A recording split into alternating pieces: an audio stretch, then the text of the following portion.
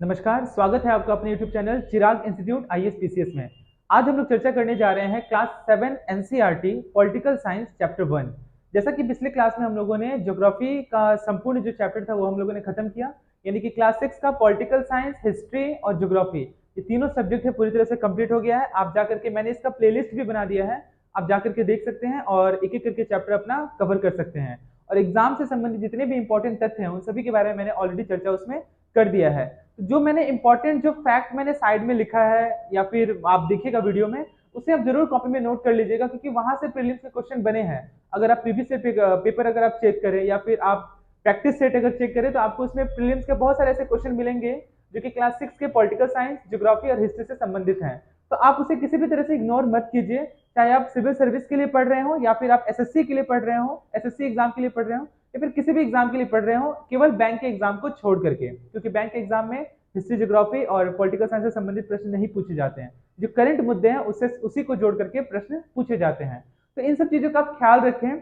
आप एग्जाम की तैयारी कर रहे हैं, लेकिन उससे ज्यादा जरूरी यह है कि आप जो तैयारी है आपका किस दिशा में तैयारी हो रहा है। यानी मेरा कहने का मतलब यह है कि एग्जाम के पैटर्न को समझिए और जिस एग्जाम के लिए पढ़ रहे हैं उस एग्जाम का क्या डिमांड है, उसी के अनुसार आप पढ़ाई कीजिए। एक्स्ट्रा तथ्यों को आप न पढ़िए, ठीक है ना। तथ्य इतने भी ज्यादा इकट्ठा मत कर लीजिए कि आपको काफी ज्यादा बर्डन लगे।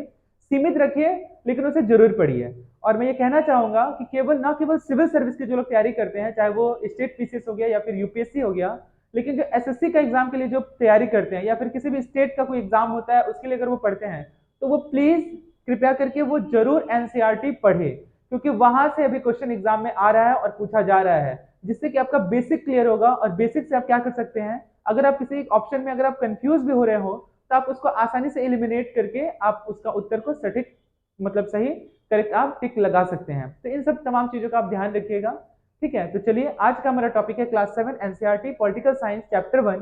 जैसे कि चैप्टर का नाम है समानता, यानी कि इक्वालिटी, ठीक है। इक्वालिटी यानी कि इसका संबंध आपका फंडामेंटल राइट से होगा, यानी कि मौलिक अधिकार, जिसमें आर्टिकल 12 से लेकर 35 तक मौलिक अधिकार के बारे में चर्चा किया गया है। फंडामेंटल राइट से रिलेटेड मैं ऑलरेडी लक्ष्मीकांत में जितने भी तथ्य के बारे में चर्चा किया गया है फंडामेंटल राइट से संबंधित, उन सभी चीजों के बारे में मैंने एक सेपरेट वीडियो बना दिया है।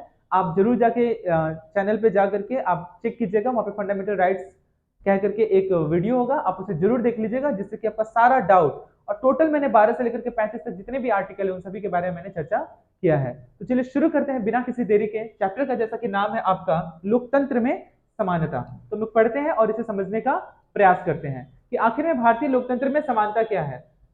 वो जो फंडामेंटल राइट्स का जो मैंने जो वीडियो बनाया है उसमें मैंने पूरे विस्तार से समझाया है हर एक आर्टिकल को, ठीक है, किसके तहत क्या आएगा, एग्जाम के पैटर्न से क्या सही है क्या फिर गलत है, या फिर किस प्रकार के प्रश्न बन सकते हैं। लेकिन क्लास 7 का पॉलिटिकल साइंस चैप्टर 1 पढ़ने का हमारा उद्देश्य यह है कि आखिर हम समानता को समझे पहले, कि आखिर में समानता का मतलब क्या है। जब ये चीज क्लियर होने लगेंगे तो आप आसानी से एग्जाम में अपने उत्तर को सही मतलब दिशा दे पाएंगे या फिर उसे अच्छे से टिक कर पाएंगे। तो चलिए पढ़ते हैं और समझने का प्रयास करते हैं। ये शिक्षकों के लिए है, लेकिन ये हमारे लिए भी उतना ही ज्यादा आवश्यक है, किसी भी विद्यार्थी के लिए, ताकि इसके बेसिक जो स्ट्रक्चर है, संरचना है, हम इसको आसानी से समझ सके। तो चलिए शुरू करते हैं। किताब का यह खंड भारत के विशेष संदर्भ के साथ लोकतंत्र में समानता की अहम भूमिका से विद्यार्थियों का परिचय कराता है। भारत का संविधान समस्त नागरिकों को समानता के लिए आश्वस्त करता है। इसके बावजूद लोगों का रोजमर्रा का जीवन समानता से कोसों दूर है। नागरिक शास्त्र की पहले की पाठ्य पुस्तकें समानता की चर्चाओं में संविधान के प्रावधानों को दोहरा भर देती थी, पर लोगों के जीवन की वास्तविक स्थिति पर पर्याप्त ध्यान नहीं देती थी। यह इकाई एक अलग ढंग से समानता की चर्चा को प्रस्तुत करती है। आगे बढ़ते हैं। विभिन्न समुदायों, ध्यान दीजिएगा अच्छे से, कि विभिन्न समुदायों द्वारा आज भी कई प्रकार से असमानता का जो व्यवहार किया जाता है देश में। हमारे आर्टिकल में, हमारे संविधान में ये तो चर्चा कर दी गई कि समानता का अधिकार है, लेकिन कहीं ना कहीं हमारे समाज में या फिर पूरे राज्य विशेष में या फिर हमारे देश में असमानता का जो लोगों के बीच में एक असामंजस्य बन गया है, वो अभी भी बना हुआ है, ठीक है। इसके लिए भी अभी तक लोग क्या कर रहे हैं, संघर्ष कर रहे हैं। असमानता का जो व्यवहार किया जाता है और भोगा जाता है, उनके माध्यम से समानता की जरूरत को इसमें उभारा जाएगा। पहला अध्याय विद्यार्थियों को कांता, ओम प्रकाश, वाल्मीकि, ये सब कैरेक्टर है, यानी कि चरित्र है, जिसके माध्यम से चैप्टर का विकास हुआ है। और अंसारी दंपति से मिलवाता है, जिन्होंने अलग अलग तरह से असमानता का अनुभव किया। इसके अनुभवों के जरिए हम मानवीय गरिमा की अवधारणा का परिचय दे रहे हैं। असमानताओं को दूर करने के लिए जरूरी कानून और नीतियां बनाने में सरकार की भूमिका की चर्चा हम यह दिखाने के लिए कर रहे हैं कि मौजूदा असमानताओं को मिटाने की प्रतिबद्धता सरकार के काम का एक बड़ा हिस्सा है। तो ये केवल आर्टिकल में लिख देने से या फिर संविधान में लिख देने से ये केवल मात्र नहीं हो जाता, बल्कि इसके लिए लगातार संघर्ष करना पड़ेगा। और हमारे देश के नागरिकों के साथ साथ सरकार का या फिर हमारे संविधान का या फिर संविधान में मौजूद जितने भी पार्लियामेंट है, संसद भवन, लोकसभा, राज्यसभा है, उनका भी उतना ही दायित्व बनता है कि पूरे संविधान की जो गरिमा है, ठीक है ना, उसको पूरी तरह से बनाए रखे। इस अध्याय में हम संक्षिप्त रूप से संयुक्त राज्य अमेरिका में असमानता के मुद्दे को भी देखते हैं और ये स्पष्ट करते हैं कि असमानता एक विश्वव्यापी मुद्दा है। यानी कि हम यह नहीं कह सकते हैं कि जो असमानता है वो केवल हमारे देश में ही व्याप्त है, ठीक है। ये अमेरिका का भी एक मुद्दा था, हम लोग इसको कहानी के माध्यम से आगे पढ़ेंगे। विश्वव्यापी है और कई लोकतांत्रिक देशों में देखने को भी मिलता है कि जो असमानता का जो दौर है या फिर असमानता जो चीज है वो केवल भारत देश की मुद्दा नहीं है, बल्कि अलग अलग देशों का भी वो मुद्दा है। लोग इसके लिए लगातार संघर्ष कर रहे हैं। इस इकाई का दूसरा अध्याय इस पुस्तक का 10वां पाठ है। पुस्तक में समानता को लेकर जगह जगह उठाए गए प्रमुख विचारों को इस अंतिम अध्याय में एक साथ बांधा गया है। इस अध्याय का एक बड़ा अंश समानता की लड़ाई में विभिन्न लोगों के योगदान की चर्चा करता है। इसमें उदाहरण स्वरूप एक सामाजिक आंदोलन पर विशेष ध्यान दिया गया है और साथ ही उन रचनात्मक तरीकों को भी उभारा गया है, जैसे कि लेखन, गीत, कविताओं के माध्यम से भी समानता को दर्शाया गया है, जिनके माध्यम से लोग समानता की मांग व्यक्त करते हैं। इन दोनों ही अध्यायों का उद्देश्य विद्यार्थियों को यह समझने में मदद करना है कि समानता और लोकतंत्र की अवधारणाएं गतिमान है। यानी कि आज भी हमारे देश में वो गतिमान है, लोग इसके लिए लगातार संघर्ष कर रहे हैं और हमारा जो देश है वो अब तक लोकतांत्रिक देश है और जिसमें हिंदू, मुस्लिम, सिख, ईसाई विभिन्न धर्मावलंबी के लोग रहने के बावजूद भी हमारे देश में समता, समानता और एकता की भावना भरी हुई है। इनकी गतिमयता इस बात से यह दिखाती है कि सरकार को समानता के लिए नए नए कानून और कार्यक्रम बनाने पड़ते हैं ताकि लोग में किसी प्रकार का कोई झड़प नहीं हो, आपसी झड़प नहीं हो, लोग मिलजुल करके एक साथ रह सके। नए नए कानून कार्य बनाने पड़ते हैं और विभिन्न आर्थिक व सामाजिक मुद्दों पर लोगों के आंदोलन भी चलते रहते हैं। कांता ओम प्रकाश अंसारी दंपति और तवा मत्स्य संघ, इन सभी के अनुभव जैसे ही विभिन्न स्थानीय अनुभव हर जगह मौजूद होंगे। इस इकाई में निहित अवधारणाओं को विद्यार्थियों के लिए अधिक प्रासंगिक, व्यवहारिक और उपयुक्त बनाने के लिए स्थानीय स्थितियों का हवाला दिया जाना चाहिए। आगे कक्षा में समानता के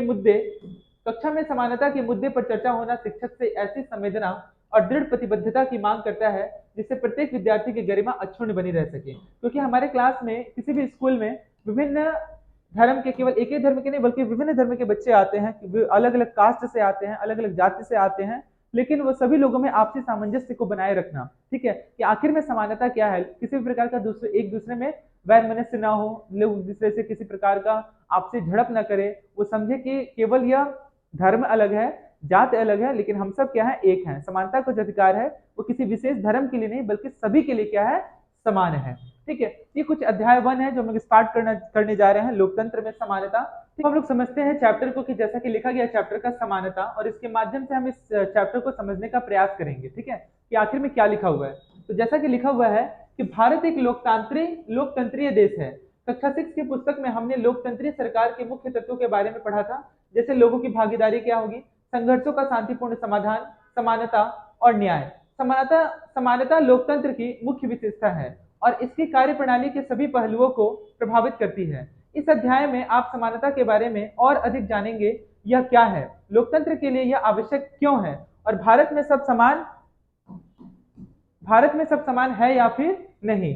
हम कांता की कहानी में से चर्चा आरंभ करते हैं। आगे बढ़ते हैं हम लोग। ये कहानी है जो वोट डालने को लेकर के है कि आखिर में जो वोट डालने का जो अधिकार है, चाहे वो अमीर हो या फिर गरीब, सबको समान वोट डालने का अधिकार है। यानी किसी को एक ही वोट डालने का अधिकार है, वो गरीब हो या अमीर, इससे कोई फर्क नहीं पड़ता। तो ये कहानी है, ठीक है, कहानी उतना ज्यादा इंपॉर्टेंट नहीं है, जैसे आपको समझने के लिए है। हम लोग बढ़ते हैं चैप्टर की तरफ, ठीक है।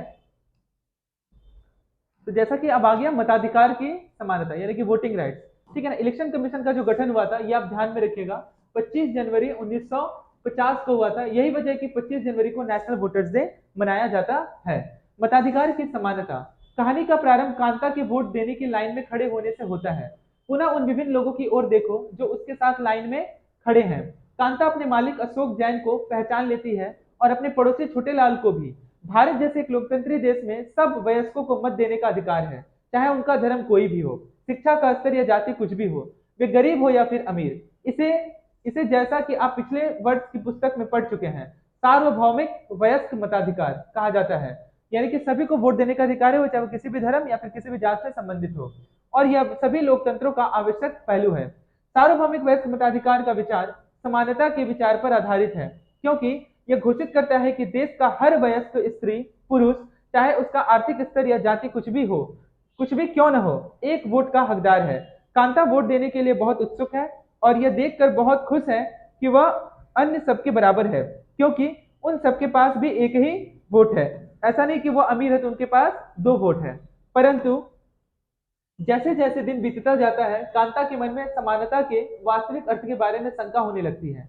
वह क्या बात है जिसने कांता के मन में शंका पैदा कर दी है? आओ उसके जीवन की दिनचर्या देखें। वह एक झोपड़पट्टी में रहती है और उसके घर के पीछे एक नाला है। उसकी बेटी बीमार है, परंतु वह अपने काम से एक दिन की भी छुट्टी नहीं ले सकती है, क्योंकि उसे अपने मालिक से बच्ची को डॉक्टर के पास ले जाने के लिए कुछ पैसे उधार लेने हैं। अगर उधार लेने हैं, अगर वो काम पे नहीं जाएगी तो उसे पैसे उधार नहीं मिलेंगे। घरेलू काम की नौकरी उसे थका देती है और अंततः उसके दिन की समाप्ति फिर लंबी लाइन में खड़े होकर होती है। सरकारी अस्पताल के सामने लगी यह लाइन उस लाइन से पूरी तरह भिन्न है जिसमें वह सुबह लगी थी, क्योंकि इस लाइन में खड़े अधिकांश लोग क्या है, पूरी तरह से गरीब हैं। आगे बढ़ते हैं कि आपके विचार से समानता के बारे में शंका करने के लिए कांता के पास क्या पर्याप्त कारण है? उपरोक्त कहानी के आधार पर उसके ऐसा सोचने के 3 कारण बताइए। आगे बढ़ते हैं हम लोग। अन्य प्रकार की असमानता है। तो अन्य प्रकार की असमानताएं क्या है, उसे जानने का हम प्रयास करते हैं कि कांता उन बहुत से लोगों में से एक है जो भारतीय लोकतंत्र में रहते हैं और जिन्हें मताधिकार प्राप्त है, लेकिन जिनका दैनिक जीवन और कार्य करने की स्थितियां समानता से बहुत दूर है। निर्धन होने के अतिरिक्त भारत में लोगों को अन्य अनेक कारणों से भी असमानता का सामना करना पड़ता है। इसका आशय हम निम्नलिखित 2 कहानियों को पढ़कर समझेंगे। ये दोनों ही वास्तविक घटनाओं पर आधारित है और भारत में होने वाले विभिन्न प्रकार की असमानताओं पर प्रकाश डालती है। भारत में सामान्यतः प्रचलित असमानताओं में से एक है जातिगत व्यवस्था। अच्छे से समझिएगा, ठीक है। यदि आप ग्रामीण भारत में रहते हैं तो जातिगत पहचान का अनुभव शायद बहुत छोटी आयु में ही हो जाता है। यदि आप भारत के शहरी क्षेत्र में रहते हैं तो शायद यह सोचेंगे कि लोग अब जात पात में विश्वास नहीं करते हैं, परंतु जरा एक प्रमुख समाचार पत्र के वैवाहिक विज्ञापन के कॉलम को देखिए तो आप पाएंगे कि उच्च शिक्षा प्राप्त, ध्यान दीजिएगा, उच्च शिक्षा आप पाएंगे कि उच्च शिक्षा प्राप्त शहरी भारतीय के दिमाग में भी जाति कितनी महत्वपूर्ण है। तो हम यह नहीं कह सकते हैं कि जो जातिगत जो भेदभाव है वो केवल ग्रामीण परिवेश में रहने वाले लोगों के मन में ही है। ठीक है, ये बात अलग है कि उन्हें बचपन में ही समझ में आ जाता है कि हम इस जाति के हैं। शहरी लोगों में उतना भेदभाव नहीं होता है, लेकिन किसी विशेष मायने में, जैसे कि यहाँ पे बात किया गया, वैवाहिक मामलों में लोग अपना क्या करते हैं, जातिगत प्रमाण देते हैं। हम लोग तो एग्जाम्पल देख के समझते हैं, जैसा कि लिखा हुआ है कि कुर्मीय क्षेत्र, ठीक है, 26/5 4 BSc microbiology, MSc biotech, B.Ed assistant professor private college हेतु सजातीय वर्ग चाहिए। ब्राह्मण, जिजोदिया, बुंदेलखंडी ब्राह्मण, ध्रुव कौशल, गोत्र और गण वर्ण MA 3 विषयों में और अन्य डिप्लोमा कोर्स कन्या हेतु वर्ग चाहिए। सर्व ब्राह्मण मान्य। तोमर राजपूत, मैकेनिकल इंजीनियरिंग सुजलान हेतु सेवारत, उच्च तकनीकी हेतु प्राप्त राजपूत कन्या चाहिए। स्लिम गोरी BE computer science Chhattisgarhi Agrawal कन्या के लिए स्वजातीय मैचिंग वर्ग चाहिए। तो ये आप जो देख रहे हैं, शहरी क्षेत्रों में जो जातिगत जो व्यवस्थाएं है वो विज्ञापन के माध्यम से इस चीज को प्रदर्शित करते हैं और इस चीज को बताने का प्रयास करते हैं कि हमारी जो जातिगत व्यवस्था है वो क्या है। तो हम ये बिल्कुल भी नहीं कह सकते हैं कि जातिगत व्यवस्था केवल गांव में है और शहरों में नहीं है। आइए अब एक कहानी स्कूल जाने वाले एक दलित बच्चे के अनुभव के बारे में पढ़ें। दलितों के बारे में आप पहले ही पिछले वर्ष की पुस्तक में पढ़ चुके हैं। दलित एक ऐसा शब्द है जो निचली कही जाने वाली जाति के लोग स्वयं को संबोधित करने के लिए प्रयोग में लाते हैं। दलित का अर्थ होता है कुचला हुआ या फिर टूटा हुआ। इस शब्द का इस्तेमाल करके दलित यह संकेत करते हैं कि पहले भी उनके साथ बहुत भेदभाव होता था और आज भी हो रहा है। ओम प्रकाश वाल्मीकि, अब ये कैरेक्टर है, एक चरित्र है जिसके माध्यम से इस चैप्टर को समझाने का प्रयास किया गया है कि ओम प्रकाश वाल्मीकि एक प्रसिद्ध दलित लेखक है। अपनी आत्मकथा जूठन में वे लिखते हैं कि कक्षा में मुझे दूसरों से अलग बैठना पड़ता था और वह भी फर्श पर यानी कि जमीन पर, क्योंकि बैठने की टाट पट्टी पर जगह नहीं होती थी। कभी कभी मुझे सबसे पीछे दूरी पर बैठना पड़ता था क्योंकि मैं निचली जाति का था, बिल्कुल दरवाजे के पास। कभी कभी बिना किसी कारण कि वे मुझे मारा पीटा भी करते थे। जब वे कक्षा 4 में थे तो प्रधानाध्यापक ने ओम प्रकाश से स्कूल और खेल के मैदान में झाड़ू लगाने को कहा। वे लिखते हैं कि मुझ जैसे छोटे एवं कमजोर शरीर वाले की तुलना में मैदान बहुत बड़ा था और उसकी सफाई करने में मुझे काफी ज्यादा दिक्कतों का सामना करना पड़ा। मेरी पीठ दर्द करने लगी, मेरा चेहरा धूल से भर गया, धूल मेरे मुंह के अंदर चली गई थी। मेरी कक्षा के दूसरे बच्चे पढ़ रहे थे और मैं झाड़ू लगा रहा था। प्रधानाध्यापक अपने कमरे में बैठ मुझे देख रहे थे। मुझे एक बार पानी पीने की भी अनुमति नहीं दी गई। मैं दिन भर झाड़ू लगाता रहा। स्कूल के कमरों के दरवाजों और खिड़कियों से शिक्षक और लड़के यह तमाशा देखते रहे। ओम प्रकाश से अगले 2 दिनों तक स्कूल और खेल के मैदान में झाड़ू लगवाई जाती रही और यह क्रम तभी रुका जब उधर से गुजरते हुए उसके पिता ने अपने बेटे को झाड़ू लगाते हुए देखा। उन्होंने शिक्षकों का साहस पूर्वक सामना किया और ओम प्रकाश का हाथ पकड़कर स्कूल से बाहर जाते हुए ऊंचे स्वर में सबको सुनाते हुए कहा कि तुम एक शिक्षक हो, इसलिए अभी मैं जा रहा हूँ, लेकिन मास्टर इतना याद रखना, यह यही पढ़ेगा इसी स्कूल में, और अकेला यही नहीं, इसके बाद और भी बहुत से बच्चे यहाँ पढ़ने आएंगे। जैसा कि ओम प्रकाश वाल्मीकि जी द्वारा लिखा गया यह किताब है जूठन, ठीक है, जिसमें इसके बारे में इन्होंने चर्चा किया इस कहानी में कि ओम प्रकाश वाल्मीकि की किताब जूठन का मुख्य पृष्ठ है, जिसमें उन्होंने एक दलित बालक के रूप में बड़े होने के अनुभव को प्रस्तुत किया कि किस तरह से उन्हें समाज की झंझटों को या फिर उनकी मुश्किलों को सामना करना पड़ा। दूसरी कहानी, तो पहली कहानी आप समझ गए ओम प्रकाश वाल्मीकि जूठन में, जहाँ पे उसे समाज के उन चीजों से अलग किया गया। पढ़ने स्कूल में वह भी जाता था पढ़ने के लिए, लेकिन उसे क्या जमीन पर बिठा दिया जाता था, झाड़ू लगवाया जाता था, अलग अलग काम करवाया जाता था, और कुछ बच्चे ऐसे भी थे जो उन्हें पीट दिया करते थे, केवल इस वजह से क्योंकि वह दलित था। दूसरी कहानी को हम लोग पढ़ने का और इसे समझने का प्रयास करते हैं। आगे बढ़ते हैं। दूसरी कहानी एक ऐसी घटना पर आधारित है जो भारत के एक बड़े शहर में घटी और देश के अधिकांश भागों में ऐसा होना एक सामान्य बात है। यह कहानी श्री और श्रीमती अंसारी की है, जो शहर में किराए पर एक मकान लेना चाहते थे। वे पैसे वाले थे, इसलिए किराए की कोई समस्या नहीं थी। वे मकान ढूंढने में मदद लेने एक प्रॉपर्टी डीलर के पास गए। डीलर ने उन्हें बताया कि वह एक कई खाली मकानों के बारे में जानता है जो किराए पर मिल सकते हैं। वे पहला मकान देखने गए। अंसारी दंपति को मकान बहुत अच्छा लगा और उन्होंने मकान लेने का निर्णय कर लिया। फिर जब मकान मालकिन ने उनके नाम सुने तो वे बहाने बनाने लगी कि वह मांसाहारी लोगों को मकान नहीं दे सकती है क्योंकि वह मुसलमान थे, ठीक है, अंसारी दंपत्ति, ठीक है, क्योंकि उस बिल्डिंग में कोई भी मांसाहारी व्यक्ति निवास नहीं करता है। प्रॉपर्टी डीलर और अंसारी दंपत्ति दोनों ही यह सुनकर आश्चर्यचकित रह गए क्योंकि पड़ोस से मछली पकाने की गंध आ रही थी। उनके सामने उन दूसरे और तीसरे मकानों में भी जो उन्हें पसंद आए थे यही बहाना दोहराया गया कि वह किसी को मांस मछली खाने वाले को वो किराया नहीं दे सकते। आगे बढ़ते हैं। अंत में प्रॉपर्टी डीलर ने सुझाव दिया कि क्या वे अपना नाम बदलकर श्री और श्रीमती कुमार रखना चाहेंगे। अंसारी दंपति ऐसा करने के इच्छुक नहीं थे, कोई भी व्यक्ति ऐसा नहीं चाहेगा, इसलिए उन्होंने कुछ और मकान देखने का निश्चय किया। अंत में लगभग 1 महीने, ध्यान दीजिएगा, 1 महीने ढूंढने के बाद उन्हें एक मकान मालकिन मिली जो उन्हें किराए पर मकान देने को पूरी तरह से तैयार हो गई। आगे बढ़ते हैं। मानवीय गरिमा का मूल्य। तो इस कहानी से हम क्या समझे कि नाम की वजह से, जातिगत व्यवस्था का बंटवारा होने की वजह से या फिर धर्म का अलग होने की वजह से किसी ने क्या किया, उनको किसी भी प्रकार का मतलब कि वो लेना चाहते थे, उनके पास पैसे भी थे, लेकिन उन्हें किराए के मकान में रहने नहीं दिया गया और काफी 1 महीने के बाद उन्हें क्या हुआ, मकान मिला, या फिर काफी मुश्किलों का सामना करना पड़ा। ठीक है, नहीं, अगर ऐसा मन में मगर भावना नहीं होता तो फिर क्या होता, उन्हें मकान पहले ही दिन मिल जाती। आगे बढ़ते हैं। क्या लिखा हुआ है कि मानवीय गरिमा का मूल्य।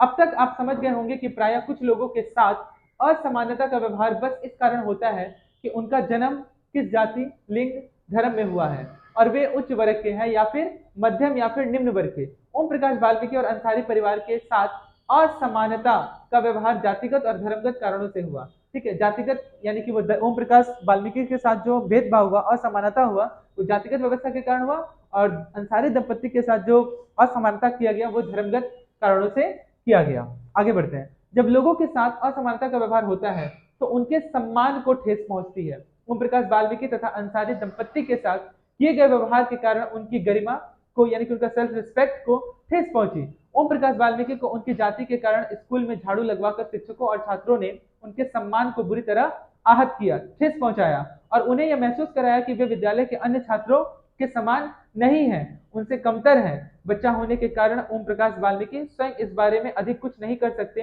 किंतु जब उनके पिता ने अपने बेटे को झाड़ू लगाते देखा तो उन्होंने तुरंत क्या किया, अपने बेटे को उस स्कूल से लेकर चले गए और उन्होंने कहा कि पढ़ेगा तो इसी स्कूल में और इस प्रकार के जितने भी बच्चे हैं वो इसी स्कूल में पढ़ाई करेंगे। आगे बढ़ते हैं। आगे दूसरी कहानी। बच्चा होने के कारण ओम प्रकाश वाल्मीकि स्वयं इस बारे में अधिक कुछ नहीं कर सके, किंतु जब उनके पिता ने अपने बेटे को झाड़ू लगाते देखा तो उन्हें इस असमान व्यवहार पर क्रोध आया और उन्होंने शिक्षकों के समक्ष विरोध प्रकट किया। जब लोगों ने अंसारी दंपत्ति को अपना मकान किराए पर देने से इनकार कर दिया, तब उनके सम्मान को भी चोट पहुंची। फिर जब प्रॉपर्टी डीलर ने उन्हें नाम बदलने का सुझाव दिया, तब उनके आत्मसम्मान ने उन्हें ऐसा करने से रोक दिया और उन्होंने उस सुझाव को पूरी तरह से ठुकरा दिया। यानी कि ओम प्रकाश और अंसारी दंपत्ति के साथ ऐसा व्यवहार नहीं होना चाहिए था। वे उसी सम्मान और उसी गरिमा के हकदार थे जो अन्य किसी व्यक्ति को मिलती है, क्योंकि समानता का जो अधिकार है, राइट टू इक्वालिटी, ठीक है ना, ये आर्टिकल 14 से लेकर 18 तक जिसके बारे में चर्चा किया गया है, तो वो सभी लोगों के लिए है। ऐसा नहीं कि किसी विशेष जाति के लिए या फिर किसी विशेष धर्म के लिए है। ठीक है, चीजों को आप समझने का प्रयास कीजिए। आगे देख रहे हैं कि एक बच्चा है जो जूता पॉलिश कर रहा है, ठीक है, और ये व्यक्ति है जो इसे पैसा जो है क्या करता है, फेक करके देता है। तो वे तुरंत खड़ा होकर के बोलता है कि मैंने जो अपने जो काम किया है, ठीक है, उसे मुझे सम्मान मिलना चाहिए, भले मैं जूता ही पॉलिश क्यों ना कर रहा हूँ, ठीक है ना, उसका मैंने आपका काम किया है तो मुझे गरिमा के साथ यानी आत्मसम्मान के साथ उसे पैसे मिलना चाहिए हाथ में, ना कि उसे आप फेक करके दे सकते हैं। तो वही यहाँ पे लिखा गया कि 1975 में बनी दीवार फिल्म में जूते पॉलिश करने वाला एक लड़का फेक कर दिए गए पैसे को उठाने से इनकार कर देता है। वो मानता है कि उसके काम की भी गरिमा है और उसे उसका भुगतान आदर के साथ किया जाना चाहिए। तो वे व्यक्ति तुरंत उस पैसे को उठाता है और उसके हाथों में पैसे को रखता है। ठीक है, आगे बढ़ते हैं। आगे, भारतीय लोकतंत्र में समानता। भारतीय संविधान संविधान दिवस कब मनाया जाता है? याद रखिएगा 26 नवंबर। ठीक है, लेकिन लागू कब हुआ? 26 जनवरी 1950 को। भारतीय संविधान सब व्यक्तियों को समान मानता है। इसका अर्थ यह है कि देश के व्यक्ति चाहे पुरुष हो या फिर स्त्री, किसी भी जाति, धर्म, शैक्षिक और आर्थिक पृष्ठभूमि से संबंध रखते हो, वे सब समान माने जाएंगे। लेकिन इसके बाद भी हम यह नहीं कह सकते कि असमानता खत्म हो गई है या खत्म नहीं हुई है, लेकिन फिर भी कई जगह असमानता लोगों को सहना पड़ता है या फिर इसका सामना करना पड़ता है। आगे बढ़ते हैं। ये हमारा भारतीय संसद है, लेकिन अभी तो भारतीय संसद नया संसद बन गया है। ठीक है, आगे बढ़ते हैं। क्या लिखा हुआ है कि लेकिन फिर भी कम से कम भारतीय संविधान में सब व्यक्तियों की, भारतीय संविधान में ध्यान दीजिएगा, कम से कम भारतीय संविधान में सब व्यक्तियों की समानता के सिद्धांत को मान्य किया गया है। जहां पहले भेदभाव और दुर्व्यवहार से लोगों की रक्षा करने के लिए कोई कानून नहीं था, अब अनेक कानून लोगों के सम्मान तथा उनके साथ समानता के व्यवहार को सुनिश्चित करने के लिए मौजूद है। संसद हमारे लोकतंत्र का आधार स्तंभ है और हम अपने निर्वाचित प्रतिनिधियों के माध्यम से उसमें प्रतिनिधि को पाते हैं। समानता को स्थापित करने के लिए संविधान में जो प्रावधान है उनमें से कुछ निम्नलिखित हैं। पहला क्या है कि कानून की दृष्टि में हर व्यक्ति समान है। इसका तात्पर्य यह है कि हर व्यक्ति को देश के राष्ट्रपति से लेकर कांता जैसी घरेलू काम की नौकरी करने वाली महिला तक सभी को एक ही जैसे कानून का पालन करना है।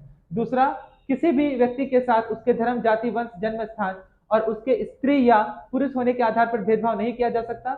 ये जो पूरा लाइन है ना, जो दूसरा लिखा गया है, किसी भी व्यक्ति के साथ उसके धर्म, जाति, वंश, जन्म स्थान और उसके स्त्री या पुरुष होने के आधार पर भेदभाव नहीं किया जा सकता है। ये क्वेश्चन एग्जाम में पूछा है, ये पूरा लाइन दे करके कि इसका संबंध किस आर्टिकल से है, तो आप याद रखिएगा इसका संबंध आर्टिकल 15 से है। और आर्टिकल 15 जो से संबंधित एक पिक्चर भी है, अगर आपको मौका मिले तो आप जरूर देखिएगा, जिससे कि आप समझ पाएंगे कि जातिगत व्यवस्था क्या चीज होती है। ठीक है, या धर्म का या फिर स्त्री और पुरुष के बीच में जो भेदभाव है वो क्या होता है, इस पिक्चर को देखने के बाद आपको आसानी से समझ में आ जाएगा। आगे बढ़ते हैं। तीसरा, हर व्यक्ति सार्वजनिक स्थानों पर जा सकता है जिनमें खेल के मैदान, होटल, दुकानें और बाजार आदि सम्मिलित हैं। सब लोग सार्वजनिक कुओं, सड़कों और नहाने के घाटों का उपयोग कर सकते हैं। ठीक है। चौथा, अस्पृश्यता का उन्मूलन कर दिया गया। अस्पृश्यता, इसके बारे में हम लोग क्लास 6 में चर्चा कर चुके हैं। अस्पृश्यता यानी कि अनटचेबिलिटी। ठीक है, अनटचेबिलिटी यानी कि इसे हिंदी में छुआछूत कहते हैं। ठीक है, जिसका संबंध आर्टिकल 17 से है। ये भी आप ध्यान में रखेंगे, इसके बारे में भी हम लोगों ने चर्चा कर लिया है। आगे बढ़ते हैं। शासन ने संविधान द्वारा मान्य किए गए समानता के अधिकार को दो तरह से लागू किया है। पहला, कानून के द्वारा, और दूसरा सरकार की योजनाओं यानी स्कीम और पॉलिसी के द्वारा, कार्यक्रमों द्वारा सुविधाहीन समाजों की मदद की है। जिससे कि समाज में सभी सरकार द्वारा प्रयुक्त ये तमाम सभी प्रकार के जो स्कीम है या फिर पॉलिसी है या फिर योजनाएं हैं वो जन जन तक लोगों तक आसानी से पहुंच सके।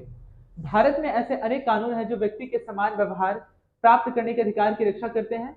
कानून के साथ साथ सरकार ने उन समुदायों जिनके साथ सैकड़ों वर्षों तक असमानता का व्यवहार हुआ है उनका जीवन सुधारने के लिए अनेक कार्यक्रम और योजनाएं लागू की गई है। ये योजनाएं यह सुनिश्चित करने के लिए चलाई जाती है कि जिन लोगों को अतीत में अवसर नहीं मिले अब उन्हें अधिक अवसर प्राप्त हो, ताकि वो भी इस अवसर का या फिर सरकार के द्वारा मुहैया किया गया हर एक अवसर का वो क्या कर सके, फायदा उठा सके। इस दिशा में सरकार द्वारा उठाया गया एक कदम है मध्याह्न भोजन, जिसे मिड डे मील कहते हैं। इस कार्यक्रम के अंतर्गत सभी सरकारी प्राथमिक स्कूलों के बच्चों को दोपहर का भोजन स्कूल द्वारा दिया जाता है। यह योजना भारत में सर्वप्रथम तमिलनाडु राज्य में प्रारंभ की गई। यहाँ से एक प्रश्न बन सकता है कि मिड डे मील जो योजना है वो किस राज्य में सबसे पहले लागू की गई, तो इसका आंसर हो जाएगा तमिलनाडु प्रारंभ की गई। और 2001 में उच्चतम न्यायालय ने सभी राज्य सरकारों को इसे अपने स्कूलों में 6 माह के अंदर प्रारंभ करने के निर्देश दे दिए। तो यह भी प्रश्न यहाँ से बनता है कि उच्चतम न्यायालय यानी कि सुप्रीम कोर्ट ने कब से यह लागू कर दिया, किस वर्ष यह लागू कर दिया कि जो मिड डे मील की जो योजना है 6 महीने के अंदर में सभी स्कूलों में लागू करवा दिए जाने चाहिए। तो इसका आंसर हो जाएगा 2001। इसे भी आप ध्यान में रखेंगे। आगे बढ़ते हैं। उदाहरण के लिए ध्यान दीजिएगा, उदाहरण के लिए दोपहर का भोजन मिलने के कारण गरीब बच्चों ने अधिक संख्या में स्कूल में प्रवेश लेना और नियमित रूप से स्कूल जाना शुरू कर दिया। शिक्षक बताते हैं कि पहले बच्चे खाना खाने घर जाते थे और फिर वापस स्कूल लौटते ही नहीं थे, लेकिन खाने की चीजें जैसे स्कूल में समाप्त हो गई तो बच्चे अब स्कूल में रहने लगे और उनका ध्यान इस चिंता से वो पूरी तरह से मुक्त हो गए कि मुझे अब खाना खाने के लिए घर जाना पड़ेगा। किसी का घर हो सकता है सामने हो या फिर दूर हो, या फिर उनके घर में जो उनके माता पिता हैं किसी काम से अगर गए होंगे किसी काम को करने के लिए, तो ये चिंता उनके दिमाग से पूरी तरह से मुक्त हो गई कि अब मुझे घर जाना होगा मेरे बच्चों के लिए खाना बनाने के लिए। तो मिड डे मील योजना कहीं ना कहीं बच्चों को शिक्षित करने में या फिर बच्चों को स्कूल में रोके जाने की वजह से, ठीक है ना, ये काफी एक अच्छी पहल साबित हुई है। परंतु अब जब से स्कूल में मध्याह्न भोजन मिलने लगा है उनकी उपस्थिति में सुधार आया है। वे माताएं जिन्हें पहले अपना काम छोड़कर दोपहर को बच्चों को खाना खिलाने घर आना पड़ता था, अब उन्हें ऐसा नहीं करना पड़ता है। इस कार्यक्रम से जातिगत पूर्वाग्रह को कम करने में भी सहायता मिली है, क्योंकि स्कूल में निम्न व उच्च जाति के बच्चे साथ साथ भोजन करते हैं और कुछ स्थानों पर तो भोजन पकाने के लिए दलित महिलाओं को काम पर रखा गया है। मध्याह्न भोजन कार्यक्रम ने निर्धन विद्यार्थी यानी कि गरीब विद्यार्थियों की भूख मिटाने में भी सदा सहायता की है, जो प्रायः खाली पेट स्कूल आते हैं और इस कारण पढ़ाई पर ध्यान केंद्रित नहीं कर पाते हैं। अब उन्हें मौका ही उनको नहीं मिलता कि अब वो क्या कर सके, अब वो घर जा सके, जिससे कि वो अपना पढ़ाई पूरी तरह से अच्छे से कर पाते हैं और स्कूल में ही मध्याह्न भोजन का फायदा उठा पाते हैं। उत्तराखंड की एक शासकीय शाला में शाला यानी कि पाठशाला में, ठीक है, बच्चों को उनका मध्याह्न भोजन परोसा जा रहा है, जैसा कि आप इस चित्र में देख पा रहे हैं। ठीक है, आगे बढ़ते हैं। उम्मीद करता हूँ कि आपको समझ में आ रहा होगा। बहुत ही आसान चैप्टर है, ठीक है। धीरे धीरे आप एनसीईआरटी से पूरी तरह से अगर घुल मिल जाएंगे ना तो चीजें आपको सरल और सहज लगने लगेगी, ठीक है, और आप आसानी से चीजों को समझ पाएंगे। और एडवांस पुस्तकें जो भी होंगी, चाहे वो पॉलिटिकल साइंस हो, हिस्ट्री हो, ज्योग्राफी हो, इकोनॉमिक्स हो, वो आपको पढ़ने में काफी ज्यादा सरल का अनुभव होगा। यद्यपि शासकीय कार्यक्रम अवसरों की समानता बढ़ाने में महत्वपूर्ण भूमिका निभा रहे हैं, किंतु अभी भी बहुत कुछ करने की आवश्यकता है। मध्याह्न भोजन कार्यक्रम ने निर्धन बच्चों को स्कूल में प्रवेश और उनकी उपस्थिति तो बढ़ा दी है, लेकिन फिर भी इस देश में वे स्कूल जहां अमीरों के बच्चे पढ़ते हैं उन स्कूलों से बहुत अलग है जहां गरीबों के बच्चे पढ़ते हैं। आज भी देश में कई स्कूल हैं जिनमें ओम प्रकाश वाल्मीकि जैसे दलित बच्चों के साथ भेदभाव और असमानता का व्यवहार किया जाता है। इन बच्चों को ऐसी असमान स्थितियों में ढकेला जाता है जहां उनके सम्मान की रक्षा नहीं हो पाती है। ऐसा इसलिए है क्योंकि कानून बन जाने के बाद भी लोग उन्हें समान समझने में से इनकार कर देते हैं। इसका मुख्य कारण यह है कि दृष्टिकोण में बहुत धीरे धीरे परिवर्तन आता है। यद्यपि लोग ये जानते हैं कि भेदभाव का व्यवहार कानून के विरुद्ध है, फिर भी वे जाति, धर्म और अपंगता, आर्थिक स्थिति और महिला होने के आधार पर लोगों से असमानता का व्यवहार करते हैं। वर्तमान दृष्टिकोण को बदलना तभी संभव है जब लोग यह विश्वास करने लगे कि कोई भी कमतर नहीं है और हर व्यक्ति सम्मानजनक व्यवहार का अधिकारी है। प्रजातंत्रीय समाज में असमानता स्थापित करना एक सतत संघर्ष है जिसमें व्यक्तियों और विभिन्न समाजों को सहयोग देना है। इस पुस्तक में आप इसके बारे में और अधिक पढ़ेंगे। आगे बढ़ते हैं। Doctor B R. अम्बेडकर, जिन्हें फादर ऑफ इंडियन कॉन्स्टिट्यूशन कहा जाता है, ठीक है, वेरी वेरी इंपॉर्टेंट। इनके बारे में पढ़ते हैं कि क्या लिखा हुआ है। ये कहते हैं कि अपने आत्मसम्मान को दांव पर लगाकर जीवित रहना अशोभनीय है। आत्मसम्मान जीवन का सबसे जरूरी हिस्सा है। इसके बिना व्यक्ति नगण्य है, यानी कि वह शून्य है। और आत्मसम्मान के साथ जीवन बिताने के लिए व्यक्ति को कठिनाइयों पर विजय प्राप्त करनी होती है। केवल कठिन और निरंतर संघर्ष से ही व्यक्ति बल, विश्वास और मान्यता प्राप्त कर सकता है। आगे क्या लिखा हुआ है कि मनुष्य जो है वो नाशवान है, एक न एक दिन उसका शरीर जो है पूरी तरह से जल करके राख हो जाएगा। हर व्यक्ति को किसी न किसी दिन मरना है, परंतु व्यक्ति को यह संकल्प लेना चाहिए कि वह अपने जीवन का बलिदान आत्मसम्मान के उच्च आदर्शों को विकसित करने में और अपने मानव जीवन को बेहतर बनाने में करेगा। किसी साहसी व्यक्ति के लिए आत्मसम्मान रहित जीवन जीने से अधिक अशोभनीय और कुछ भी नहीं है।